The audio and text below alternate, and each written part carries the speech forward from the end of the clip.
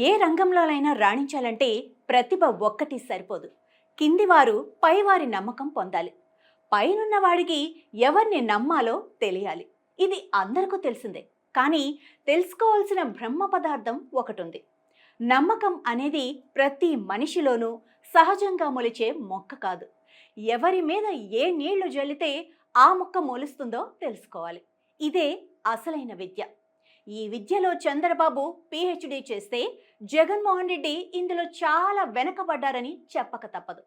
చంద్రబాబుకి వెన్నుపోటుదారుడు, మాట నిలబెట్టుకోడు లాంటి బిరుదులు ఎన్నైనా ఉండొచ్చు. కానీ తనని నమ్మిన వాళ్ళు కొందరు చంద్రబాబు పదవిలో ఉన్నా లేకపోయినా ఆయన కోసం పని చేస్తున్న వాళ్ళున్నారు. ఉదాహరణకి సుజనా చౌదరి కావచ్చు, సీఎం రమేష్ కావచ్చు. వ్యవస్థలో ఎక్కడున్నా వారు బాబుగారి మనుషులే. బాబుగారి కోసం అహర్నిశలు పనిచేస్తారు. ఆయన్నే వాళ్ళు ఊపిరిగా భావిస్తారు. అది వాళ్ళ గొప్పతనం. వాళ్లలో ఉన్న విశ్వాసం అనుకొని ఆగిపోతే సరికాదు. అంతటి విశ్వాసాన్ని వారి నుంచి పొందటానికి బాబుగారు వాళ్ళని ఎలా ట్రీట్ చేస్తుంటారు అన్నదే మనం ఊహించాలి. కేవలం డబ్బు అవకాశమే కాదు, మాట తీరు, పద్ధతి, అన్నిటికీ మించి యాక్సెస్ అన్ని పరిగణలోకి తీసుకోవాలి. ఇప్పుడు చెప్పిన ఈ ఇద్దరే కాదు, మీడియాలో కానీ, వ్యవస్థలో కానీ, ఢిల్లీలో లాబింగ్ చేసే విషయంలో కానీ ఎక్కడ పడితే అక్కడ విశ్వాస పాత్రుల్ని పెట్టుకోగలగటం ఒక్క చంద్రబాబుకే సాధ్యమైంది. ఢిల్లీలో టీడీపీ తరపున లాబింగ్ చేసే వాళ్ళని చూస్తే ముక్కున వేలేసుకోవాలి. అసలు బీజేపీకి టీడీపీకి పొత్తు కలలో కూడా జరగదనుకున్నారు, కానీ సాధించారు. అదే లాబింగ్ అంటే. అంతటి విశ్వాసం చూపటానికి కారణం బాబుగారు తనకి ఏదో చేస్తారన్న నమ్మకం, అంతే. అలా లాబింగ్ చేయడానికి వైసీపీకి ఎవ్వరూ లేరు. వ్యవస్థలో ఆరితేరిన వ్యక్తులు కూడా లేరు. కనీసం మీడియాలో కూడా సొంత మీడియా తప్ప మరొక దాన్ని తయారు చేసుకోలేకపోవటం ఆశ్చర్యం. బాబుగారికి తన పేరుతో సొంత మీడియా లేదు. ఏ ఛానల్స్ అయినా, పేపర్లైనా వాటి యజమానులు వేరు. కానీ వాళ్ళందరూ చంద్రబాబు సొంత మీడియా మనుషులుగా పనిచేస్తారు. వైసీపీకి ఉన్నది ఒకే ఒక ఛానల్, పత్రిక. దాని ఓనర్షిప్ కూడా వాళ్లదే. సొంత మీడియా ఎంత చెప్పినా ఒక్క స్థాయి వరకే. తమది కాని మీడియా తమ తరపున మాట్లాడినప్పుడే మీడియా బలం ఉన్నట్టు. ఇవేవి జగన్మోహన్ రెడ్డి తన 5 ఏళ్ల పాలనలో పటిష్టం చేసుకోలేదు. ఇద్దరు వ్యక్తుల మధ్య సయోధ్య ఉండాలంటే నమ్మకమే పునాది. దానిని ఎంత పటిష్టంగా వేసుకుంటే అంత బలంగా ఉంటాయి బంధాలు. ఇది వివాహ బంధంలోనే కాదు, రాజకీయాల్లో కూడా అంతే. వైసీపీ ప్రభుత్వంలో జగన్మోహన్ రెడ్డి ఫారిన్ వెళ్తే చాలు, మినిస్టర్లు, ఎమ్మెల్యేలు, కార్పొరేషన్ హెడ్లు చాలా మంది వెకేషన్కి చెక్కేసేవాళ్ళు.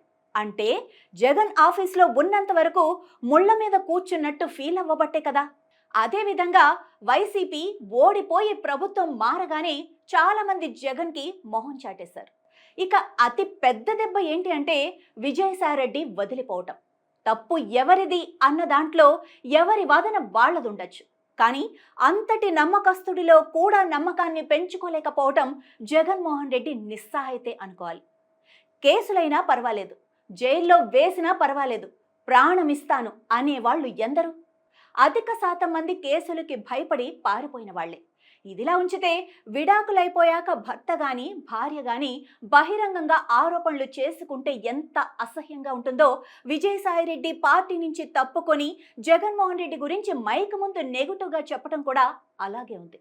జగన్ అసలు రూపం బయట పెట్టిన అతని సొంత మనిషిగా టీడీపీ వాళ్ళు అనుకోవచ్చు. కానీ మిత్రధర్మంతో చూస్తే విజయసాయి చేసింది తప్పే.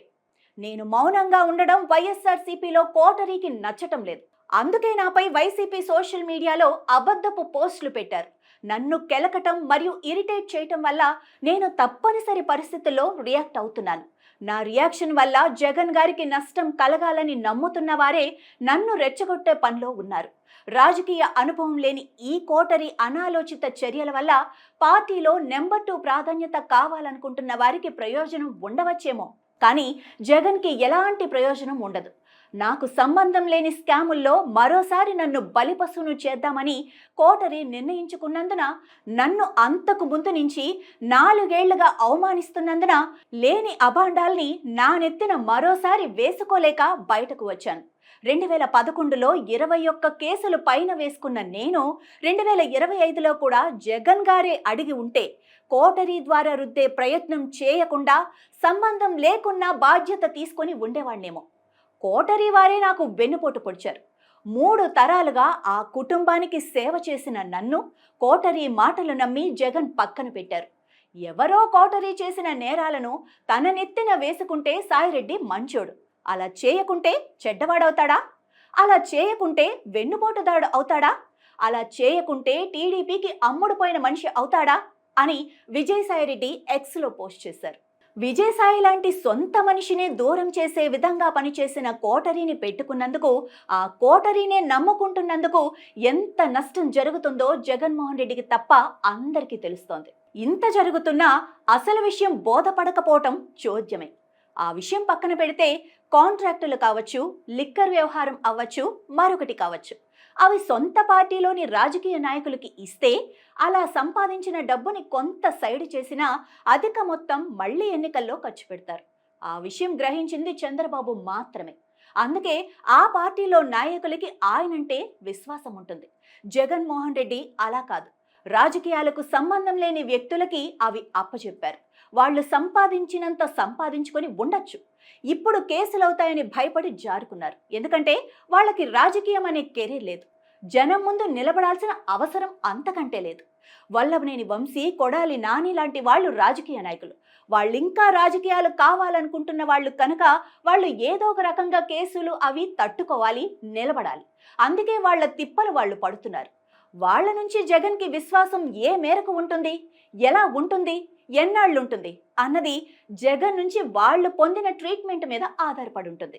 ఇక్కడ పాఠం ఏంటంటే, మన కోసం ఉన్న వారిలో నమ్మకం అనేది నారు పోయకుండా, నీరు పెట్టకుండా పెరిగిపోదు. అది స్వయంభూ కాదు, దాన్ని బాధ్యతగా పెంచుకోవాలి. అలా నమ్మకం అనే మొక్కల్ని పెంచడం తెలిసిన తోటమాలి చంద్రబాబు, తెలియని నాయకుడు జగన్.